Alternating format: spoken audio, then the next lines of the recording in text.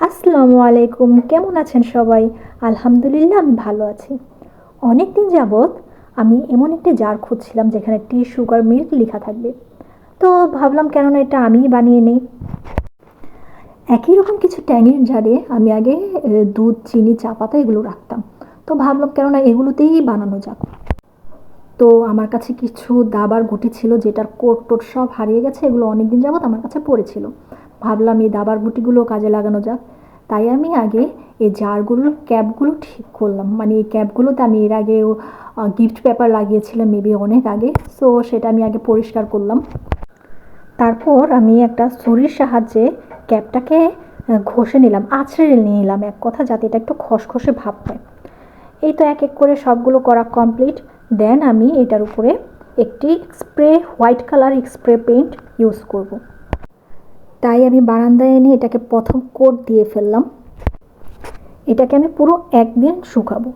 এদিকে আমি চলে আসলাম জারের কাছে। জারের উপরে যে লেবেলটা ছিল সেটা আমি উঠিয়ে ফেললাম। এই তো পরবর্তী দিন ক্যাপগুলোর কালারগুলো খুব ভালোভাবে শুকিয়ে গেছে, যেহেতু আমি এক কোট দিয়েছি কালার, তাই একটু হালকা হয়েছে। এরপর আমি ক্যাপের উপরে গ্লু গান খুব ভালো করে ভারী করে লাগিয়ে নেব। তারপর ওই যে আমার কাছে যে ফেলে রাখা দাবার গুটিগুলো ছিল ওগুলো আমি এক এক করে লাগিয়ে নিচ্ছি। আমি প্রতিটা ক্যাপের উপর আলাদা আলাদা ক্যারেক্টারের 3টা করে লাগাচ্ছি। ব্যাস এক এক করে 3টা ক্যাপ আমি করে ফেলেছি। দেন আমি এগুলো সবগুলোকে আবার স্প্রে কালার করব। এবারে কালারটা কিন্তু খুব ভালো করে করতে হবে। দেন আমি চলে আসলাম আবার জারের কাছে, ওটাকে আমি আবার একদিনের জন্য শুকোতে দিয়েছি।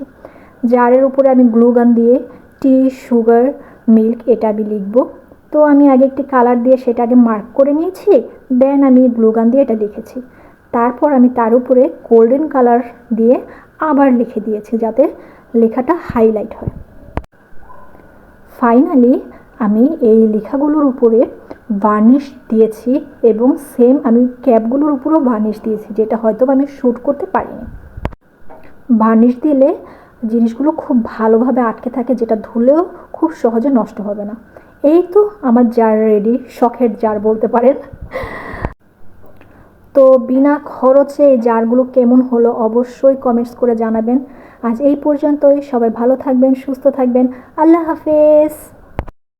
Please follow Russell and Priya's life and like, comment, share this video.